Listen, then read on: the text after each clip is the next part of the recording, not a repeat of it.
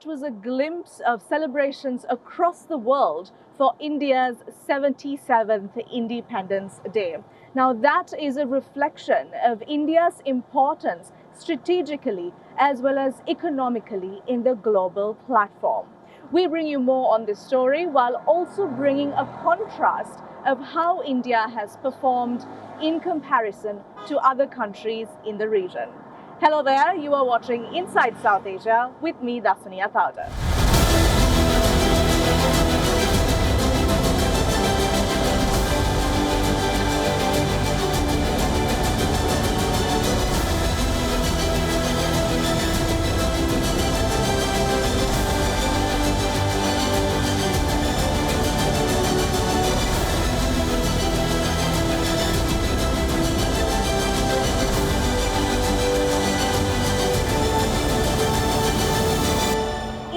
Pakistan celebrated 7.5 decades of independence from the British rule this week. Two countries that virtually set off in the same footing have now taken completely different trajectories. In this report, we focus on the pageantry and the fervour of India's Independence Day, which fell on the 15th of August. Take a look.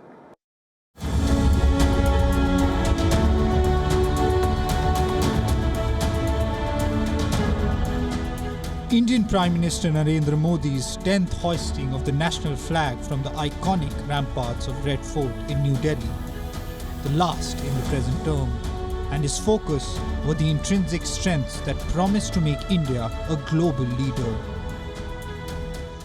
आज हमारे पास demography है, आज हमारे पास democracy है, आज हमारे पास diversity, demography, democracy और diversity की ये त्रिवेणी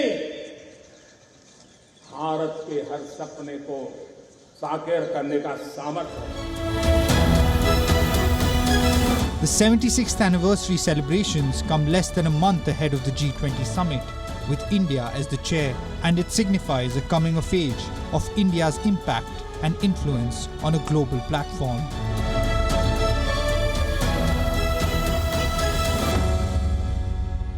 भारत ने जिस प्रकार से देश को आगे बढ़ाया, दुनिया ने हमारे सामर्थ्य को देखा. जब दुनिया के सप्लाई चेन तहस नहस हो गई, बड़ी बड़ी अर्थव्यवस्था पर दबाव था, उस समय भी हमने कहा था हमें विश्व का विकास देखना है तो मानव केंद्रीय होना चाहिए. आज भारत ग्लोबल साउथ की आवाज बन रहा है. भारत की समृद्ध विरासत आज दुनिया के लिए एक अवसर बन रहा है. Talk of the wealth of diversity, and it was visible in celebrations around the country. A big focus on local tradition and pageantry alongside a rich patriotic fervour.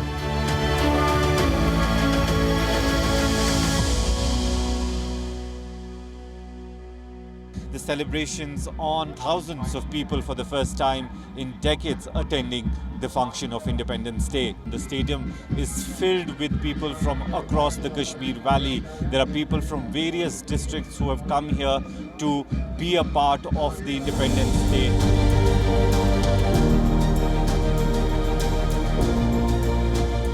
A big thrust this year from PM Modi and from economists has been big positives for India's growth story and emergence as a player to be reckoned with. Economic experts have cited a strong 6.7% growth in the Indian economy in 2022, making it one of the fastest growing in Asia. A similar rate is expected in 2023.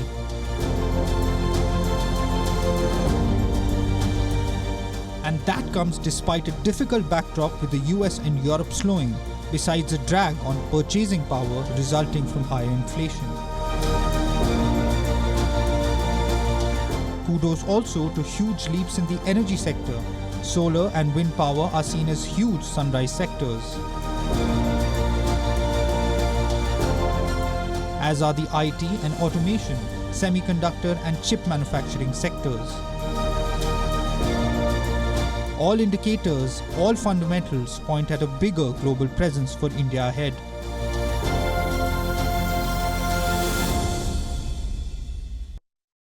There couldn't be a bigger contrast to that of India in comparison to the doom and gloom that has now engulfed Afghanistan as the Taliban marks 2 years since it regained power.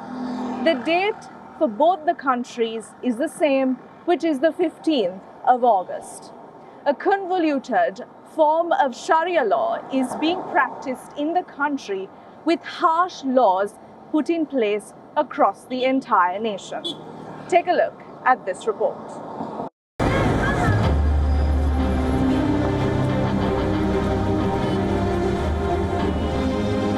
August 15th it was in 2021 when the Taliban retook Kabul. It's time to end America's longest war. It's time for American troops to come home. The US Army that had held them off since 2001 had pulled out its remaining troops as outlined in a 2020 peace agreement. The US-backed government of Ashraf Ghani had fled.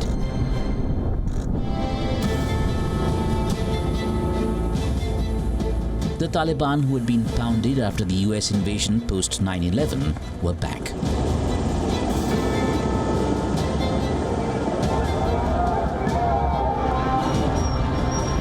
Processions, convoys, march pasts on a public holiday marked the second anniversary of the Taliban takeover. Flags of the Islamic Emirate of Afghanistan, the name given to the country by its new rulers, fluttered around the capital Kabul. Convoys of Taliban, some wielding guns, led to a gathering at Monsoon Square near the abandoned US Embassy building. Chants of death to the Europeans, death to Westerners resounded. Fact is, the last 2 years of Taliban rule have wiped out gains in Afghans' living standards seen in the last 2 decades after the US invasion in 2001. Employment to economy, industry to society, every aspect has been hit and hard, with women bearing the brunt of it. An October 2022 UNDP report says the Afghan economy has shrunk some 30% since the Taliban takeover, and an estimated 700,000 jobs are gone. Close to 90% of the population has been suffering from some form of food insecurity, with the crisis made worse by a pause in critical aid by some countries and international organizations. Most felt, resounding loudest perhaps, have been harsh measures imposed against women, citing the dictates of Sharia law. Despite promises of sea changes over Taliban 1, the so-called Ministry for Propagation of Virtue and Prevention of Vice is in overdrive. No education beyond the 6th grade, no social gatherings, no entry into parks and amusement centers. Teachers fear darker times ahead. When a girl does not study, she cannot become a doctor, an engineer, a reporter, and a teacher. When a girl is illiterate, her future will be ruined. Her country will be undeveloped. From my point of view, if the situation continues like this, the future will be dark and uncertain. It can cause paralysis to the half of the society.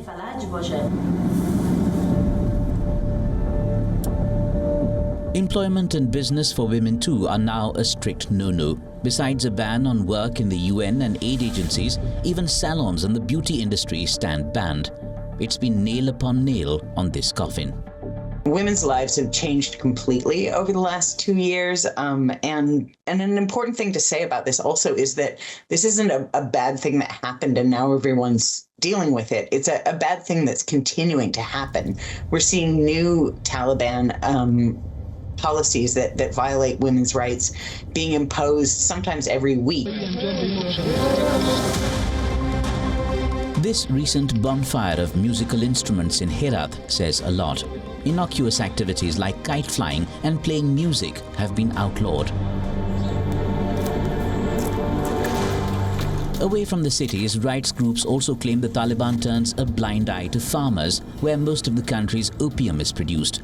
A UN report says a ban on opium cultivation has driven up prices and worked to the gain of big farmers. the smaller vegetable growers struggle. People have a lot of economic problems and don't buy much of our produce. In the past, for example, I used to sell 7 kilos of tomatoes for 200 Afghanis or $2.5. Now I'm selling it for 80 Afghanis, which is less than $1. People's purchasing power and the economy have become weak and they can't afford to buy our products.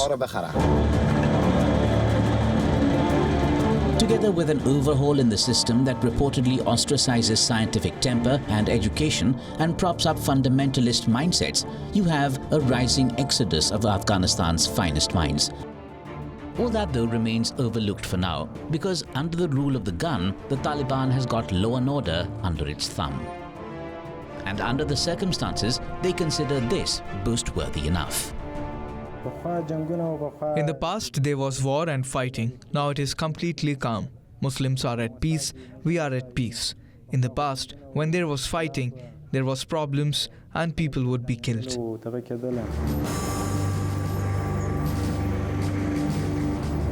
Sizing up realities 2 years into Taliban 2.0, despite global condemnation and local disapproval, there's no real threat to the Taliban regime in sight.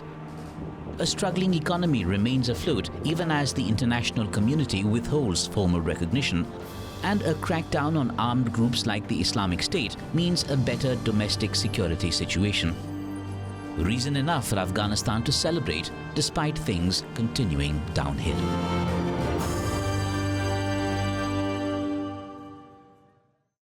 From an interim prime minister to a former prime minister in jail and to a prime minister that is set to make his return from exile, amidst the political chaos, terror attacks are on the rise in India's immediate neighbor, Pakistan. Where is the country headed? We try to look for answers. Take a look at this report. मैं अनवारुल हक काकर सिद्ध के दिल से हल्फ उठाता हूँ. Pakistan has a caretaker government led by a little-known Anwar-ul-Haq Kakkar from the Baluch Awami Party in the southwestern province of Baluchistan. After none of the top contenders for the post made it past the list. Anwar is known to have close ties with the military and will oversee the national elections, name the cabinet, oversee the political and economic crises until the next elections. Far-reaching powers for a caretaker interim government. Under the law, the elections must be held within the next 90 days. But the question is, will the elections take place as scheduled in November? The outgoing Shehbaz Sharif government came up with a new census just before exiting office, leaving a hard task for the Election Commission to draw up hundreds of constituencies and districts, a job that can take up to 6 months, giving the Kakkar-led government an extended period in governance to consolidate the military's power. Pakistan has been rocked by political turmoil with the arrest of the former Prime Minister Imran Khan, street protests, rumours of a potential return of the exiled leader Nawaz Sharif, and uncertainty over election dates. The army has always played an active or behind-the-scenes role in Pakistani politics. Imran Khan, who became a poster boy for the army in 2019, fell from grace recently. His legal woes and arrests can be attributed to this fallout. Khan is currently in jail on charges of corruption and is barred from contesting elections for the next 5 years. His party, the PTI, the Pakistan Muslim League Nawaz, led by Shehbaz Sharif, and the Pakistan People's Party are the main contenders for this election. But the PTI's prospects hinge on Imran Khan finding an amicable solution with the army. While the current frontrunner, Shehbaz Sharif, has hinted that his party will hand over the mantle to brother Nawaz Sharif if he were to return. The other contender is Bilawal Bhutto, the 34-year-old young chairman of the PPP and the son of the former Prime Minister Benazir Bhutto, another key candidate. However, there are fears that if the caretaker government stretches beyond its constitutional tenure of 90 days, it will allow the military to consolidate control, while economic challenges will only further fuel concerns over what will happen next in Pakistan.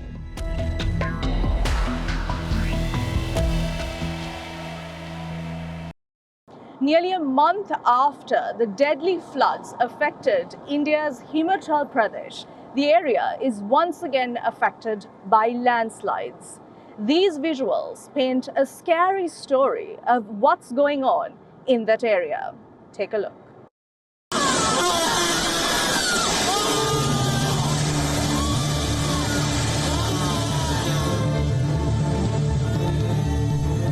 A railway track hanging mid-air after a landslide washed away soil beneath it. And it's not out of a movie. This is the reality of the Indian state of Himachal Pradesh. The shocking visuals are from a railway line between Summerhill and Jutog railway stations in Shimla region. The 30-foot stretch of the UNESCO heritage site, the Kalka-Shimla railway track, has been badly hit as incessant rains wreak havoc. Officials say they haven't seen anything like this before on the 114-year-old track. The heritage line has suffered massive damage across its 96-kilometer route this monsoon.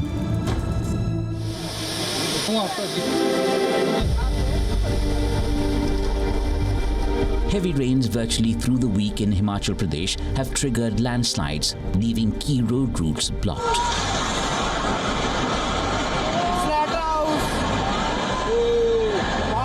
At least 60 people have been killed as hillsides collapse, burying homes and triggering flash floods.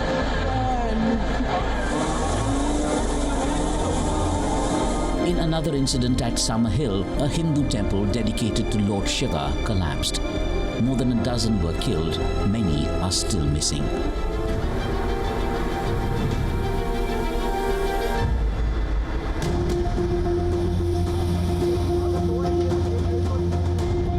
The state's chief minister said Himachal Pradesh suffered damage worth 100 billion rupees. That's close to $1.2 billion.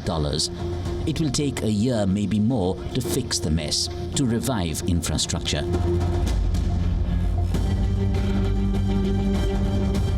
Moving to Uttarakhand state. This video has gone viral. Amid incessant rains, the building of the prestigious Dehradun Defence College collapses like a house of cards.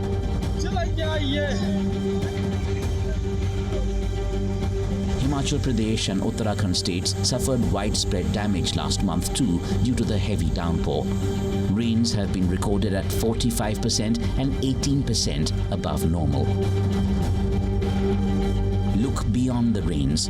Melting glaciers have brought deadly flash floods in mountain areas in India, Pakistan and Nepal over the last year and more, with officials increasingly blaming the phenomenon of climate change.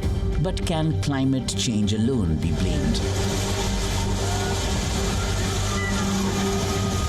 Road expansion for tourism promotion, unplanned infrastructure projects on fragile soil, the way dams are being built, everything calls for introspection and a rethink. Will that happen? Will lessons be learnt? Because development doesn't always mean things get better. Up next, let's take a look at some of the stories that have made headlines in the region this week.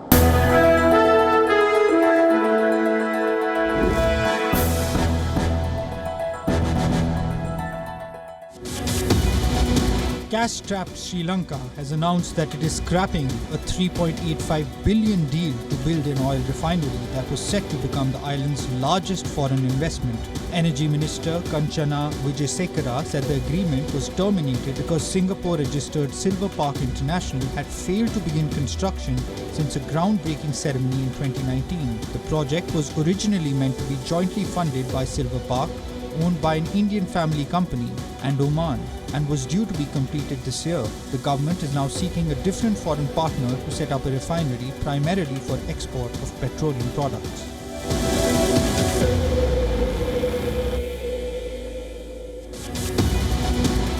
India has partnered with the United Nations World Food Programme for internal distribution of wheat in Afghanistan. Under this partnership, India has supplied 47,500 metric tons of wheat assistance to UN WFP centers in Afghanistan. The ongoing shipments are being sent through Chabahar port of Iran to be handed over to UN WFP at Herat in Afghanistan. Bhutan has emerged as a country with net zero emissions.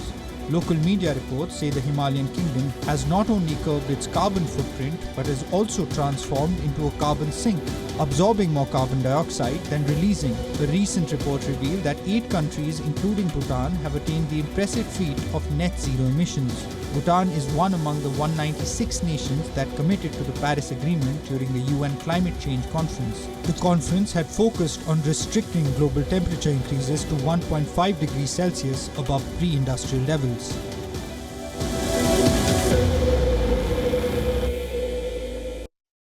And that's all we have for you on our show this week. Before we leave, take a look at these spectacular shots of India's Kerala snake boat race.